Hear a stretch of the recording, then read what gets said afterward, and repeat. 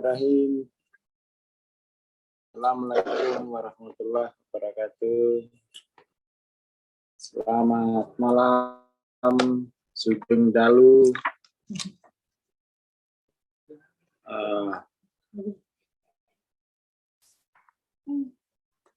Kita lanjutkan ya obrolan kita.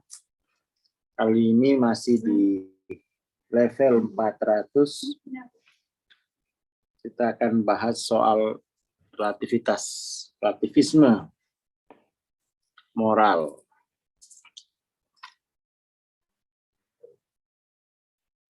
Jadi relativisme moral itu adalah sebuah set belief ya, atau ya kepercayaan bahwa benar salah itu adalah pilihan individu dan personal gitu ya. Pilihan individu dan personal. Menyangkal kehadiran absolute law, jadi hukum absolut. Jadi sama lah ya. Wahyu itu mungkin nggak ada. Ya. Ideologi ini mengajarkan bahwa setiap keputusan merupakan perkara. Jadi setiap keputusan itu merupakan ya urusan perasaan pribadi gitu ya. Relativitas moral menyatakan bahwa misalnya berzina itu tidak salah secara objektif, asalkan mau sama mau misalnya. Itu relativisme moral ya. Walaupun saya mungkin percaya bahwa perzinahan itu salah dan menghancurkan pernikahan, Anda berhak percaya bahwa itu benar dan memperkuat pernikahan. Jadi ini soal perasaan saja ya. Penalaran yang sama berlaku untuk segala, katakan pembunuhan, kemudian pencurian, pedofilia, dan setiap facet kehidupan manusia lainnya. Dengan ideologi ini, tidak ada definisi absolut mengenai benar salah, hanya apa yang what you perceive to be right and wrong. Jadi hanya anggap ya, hanya dianggap benar atau salah. Itu apa namanya? Faham relativisme moral.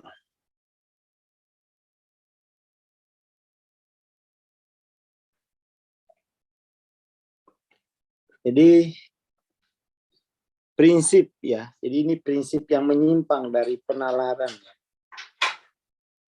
Dan ini telah menyerang masyarakat secara besar-besaran, termasuk di universitas. Diciptakan oleh kaum sekularis, relativisme moral adalah produk sampingan dari teori evolusionis yang menyerap budaya universitas, khususnya sains ya. Jadi sains sekarang malah kalau dari konteks ini ya terancam oleh relativisme moral.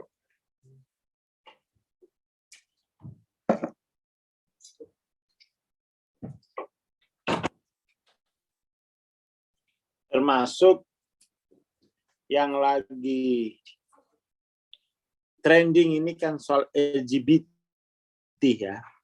Soal LGBT, kasusnya, bukan kasus, isunya. Termasuk isunya kemarin ya, kita di podcastnya jadi Corbuzier itu Ragil ya. Itu kan menjadi isu besar ya. Jadi isu nasional. Tapi itulah ya keterbatasan, jadi penalaran itu bisa disalahgunakan.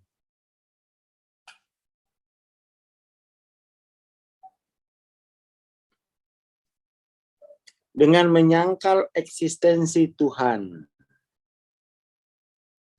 teori evolusi menabur benih relativisme moral. Jika tidak ada Tuhan, kata kaum sekuler, maka tidak ada, there is no absolute law. Jadi masing-masing ya bikin hukumnya sendiri. Ini mengerikan ya, sangat-sangat mengerikan. Kalau di Indonesia saya kira masih belum, tapi sudah banyak lah ya, hanya memang ya pemerintah, institusi-institusi, lembaga-lembaga swadaya masyarakat memberikan.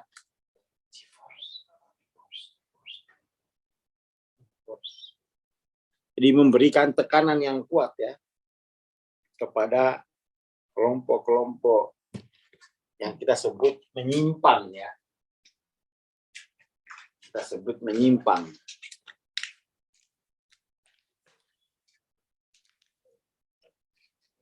Dengan menggunakan relativisme moral sebagai senjata mereka, kaum sekuler liberal dapat menghancurkan hukum absolut mana saja yang mereka inginkan. Jadi semua tatanan ya yang sudah ada, tatanan yang berdasarkan agama itu bisa dikremus ya, bisa dihancurkan.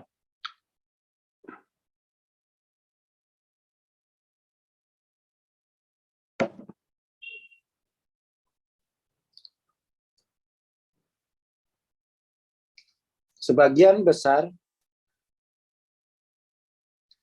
bahkan hukum yang mengatur masyarakat itu bisa dihancurkan. Sebagian besar orang mengakui bahwa hukum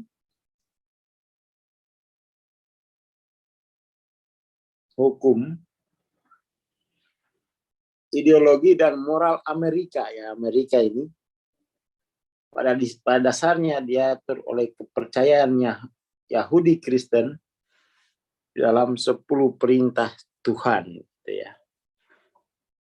Tapi ini udah bukan dilanggar, tidak diakui.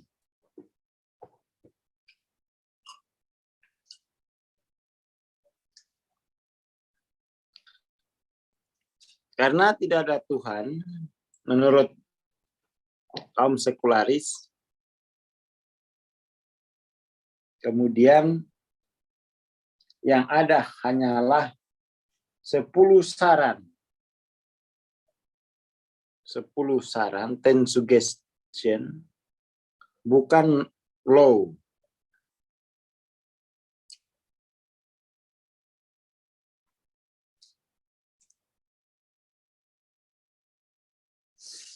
Ini.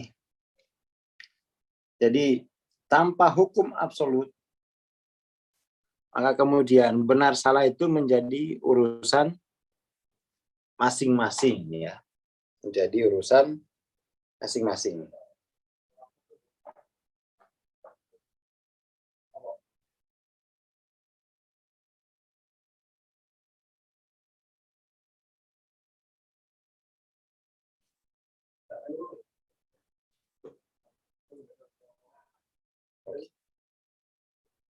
Ini mengerikan ya. Mengerikan. Inilah sebabnya Ward Kursil, ya, Haris Mirkin dan anggota fakultas lainnya dapat mendukung ideologi seperti anti-Amerikanisme dan pedofilia. Jika seseorang tidak percaya pada hukum absolut, dia tidak dituntut untuk percaya bahwa pedofilia itu salah. Jadi ini salah satu penyimpangan dari penalaran, ya. Relativisme moral menghancurkan hukum yang menjabarkan benar dan salah, moral dan immoral.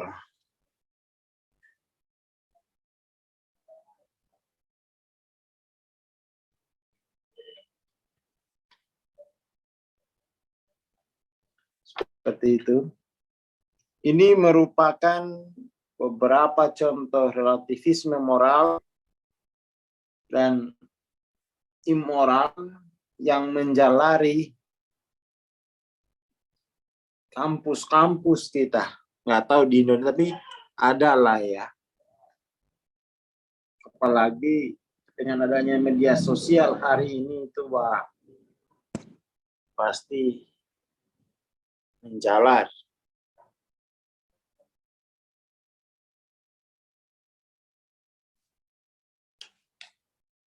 Gagasan bahwa memutuskan benar dan salah merupakan tanggung jawab atau pilihan individu, urusan individu, tertanam kuat di dalam benak para mahasiswa masa kini. Dan itu berakar pada teori evolusi, ya. Jadi teori evolusi itu membawa dampak pada kehancuran moral. Gerakan relativisme moral.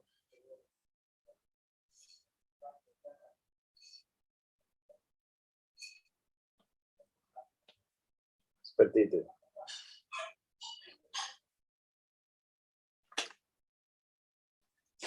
Kemudian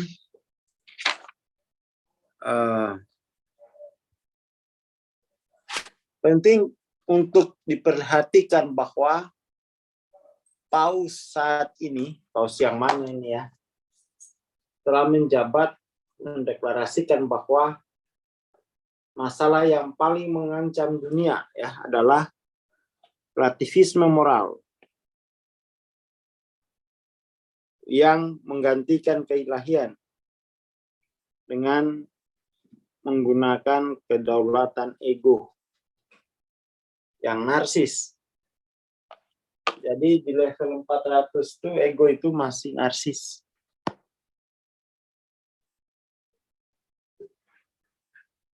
Dampak terhadap masyarakat telah diperhatikan oleh banyak komentar masa kini. Saya belum baca ini, ya. Level kesadaran di 400-an menyatakan bahwa walaupun masih ada dan diperhitungkan, emosi tidak lagi mendominasi atau menggantikan logika dan penalaran. Thinkingness, ya, atau berpikir hanyalah aktivitas mental acak. Sementara penalaran dibatasi oleh dialektik, disiplin tertentu, batas-batas logika yang ditunjukkan dengan baik oleh matematika. Jadi matematika itu, jadi sebelum matematika, ya, jadi kan aksioma dulu. Aksioma. Lalu di atasnya baru matematika. Atau mungkin kalau teman-teman yang hobi main catur ya. Saya lihatin dulu papan catur biar mengerti bagaimana kerja penalaran itu ya. Papan catur.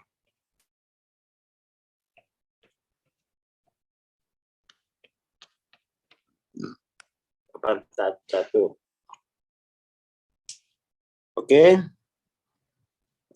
Ini ada papan catur. Bekerja berdasarkan penalaran logika dan penalaran. Tetapi kita tidak bisa menggunakan penalaran logika dan penalaran kecuali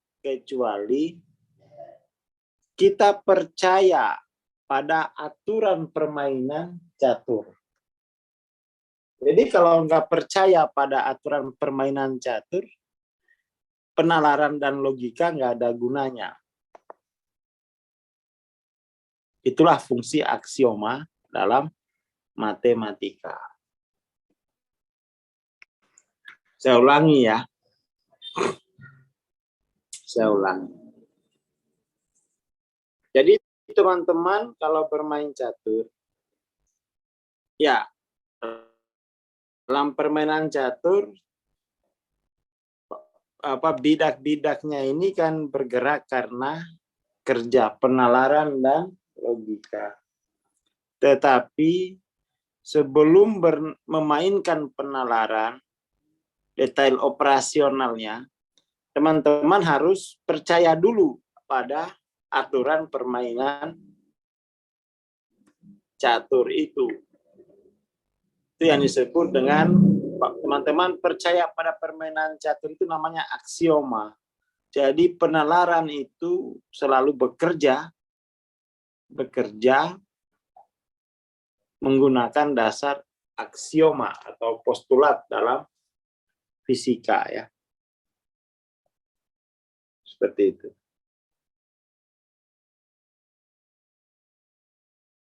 Oke. Itu satu bentuk kelemahan nalar. Dia mesti percaya pada aksioma dulu. Lalu, siapa yang bisa memastikan bahwa aksioma ini benar? Ya, dalam sains, aksioma tidak boleh dipertanyakan, diterima saja. Karena kalau menggugat aksioma, itu nanti nggak bisa main catur.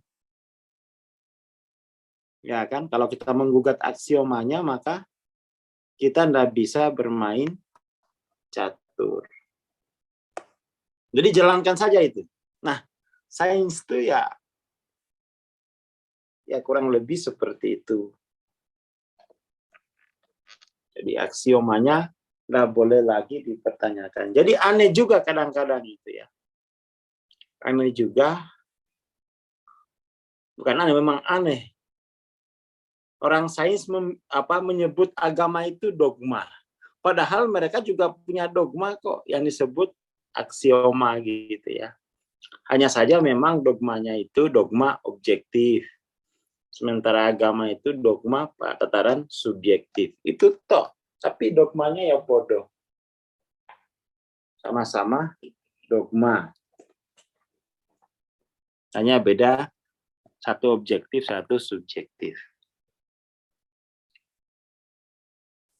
Oke, itu ya, soal matematika. Lower mind is less, jadi pikiran rendah tidak terlalu terevolusi dan merupakan ciri anak-anak. Ketidakmatangan dan kurang edukasi, jadi gampang aku menurut perasaan itu lower mind ya. Aku menurut perasaan itu lower mind.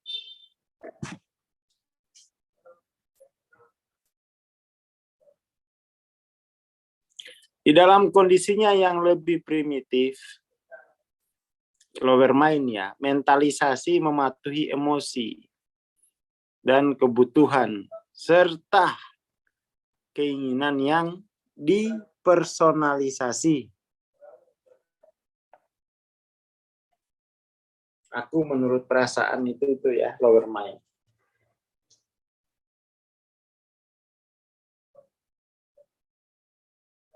Kalau higher mind, aku menurut aksioma. Ya dah. Kalau ini aku menurut aksioma. Itu disebut higher mind. Tapi kalau aku menurut perasaan itu lower mind. Ini penting. Ini apa yang perlu kita, saya kira kepentingan kita itu adalah mengenali ya. Kan ada 3 aku, seperti yang saya bahas di buku. Saya tadi habis rekaman ya, rekaman buku lama sih, Here I Am ya. Buku Here I Am tuh saya udah sampai di halaman banyak. Paling bulan depan udah selesai gitu ya. Sekarang kita rekaman dulu baru publish ya. Capek kalau beda buku jalan kayak gini. Kecuali acara event harian ya. Jadi inilah aku ya. Aku itu nanti ada 3 ya yang kita rumuskan di PCI. Aku menurut perasaan.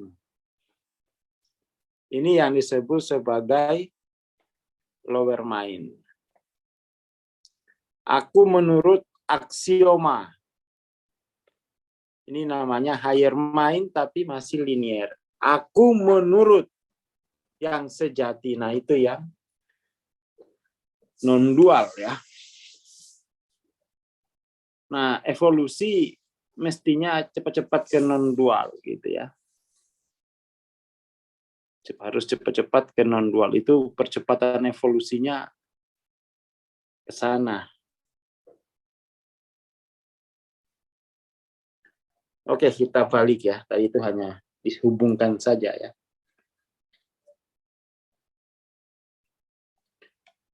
Karena lower mind itu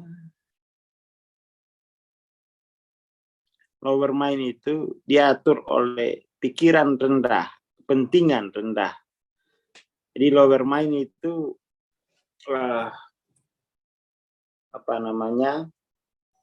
mematuhi komunikasi ya, pernyataan atau pendapat subjektif, tapi subjektifnya ini ukurannya itu perasaan ya.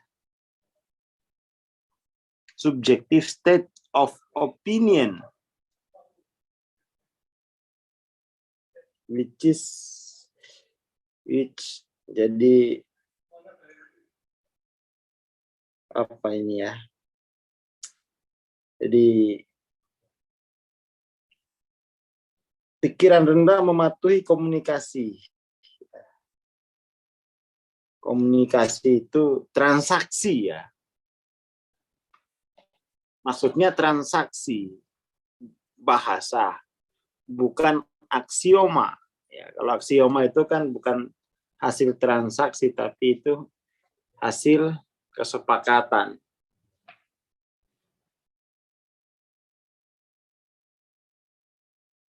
Yang tidak berada dalam kategori yang sama dengan konstruksi mental higher mind yang dimaksudkan untuk menunjukkan pertanyaan yang lebih objektif dan dapat diverifikasi, sehingga menuntut standar validitas atau bukti yang standar validity or proof gitu ya, bukti yang lebih tinggi dibandingkan dengan subverse communication of subjective states or opinion. Jadi dia bukan opini ya, higher mind itu. Tapi masih linier. Aku menurut aksioma. Lah bagaimana tahu aksioma itu benar apa salah? Ya nggak ada yang tahu, nggak usah dipertanyain kan gitu.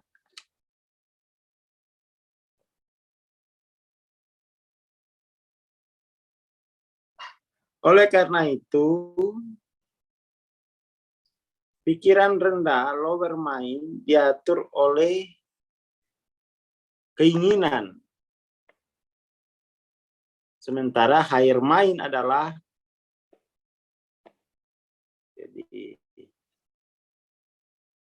higher mind itu didisiplinkan oleh tanggung jawab yang menuntut kepatuhan terhadap standar-standar, ya bukan standar kebenaran ya, tapi standar-standar yang dianggap sah. Kan belum diuji benar apa salah itu aksioma itu kan, tapi standar-standar yang dianggap sah. Itu aja ya, jangan kebenaran kan belum diuji. Jadi standar yang dianggap sah, jangan kebenaran ya, dianggap sah aja. Aksioma kan dianggap sah.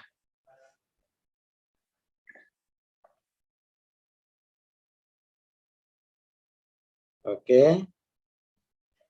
Beserta persyaratan etika dan tanggung jawab. Jadi dia ada syarat etik, kode etik, dan responsibility. Harap diperhatikan bahwa responsibility di sini ini adalah bermakna sikap atas nilai, ya. Sikap atas nilai. Ada lagi mana responsibility yang lebih tinggi daripada sikap atas nilai, seperti responsibility di dalam metode Ho'oponopono itu bukan sikap atas nilai itu. Kapan-kapan kita bahas ya. Jadi responsibility itu juga punya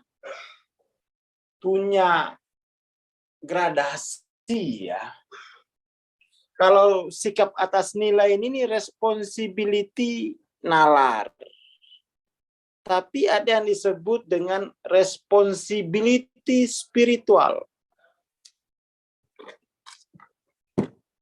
Responsibility spiritual.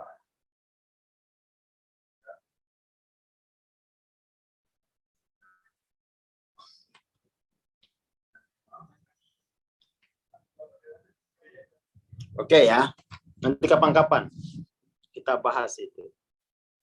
Malam ini kita cukupkan sampai di sini. Kebetulan lagi agak greges badannya, kurang enak badan. Terima kasih, selamat malam. Selamat malam. Assalamualaikum warahmatullahi wabarakatuh. Terima kasih, matur nuwun. Ya, sahabat kelas kita malam ini sampai di sini. Kita ketemu lagi minggu depan di waktu yang sama. Selamat malam.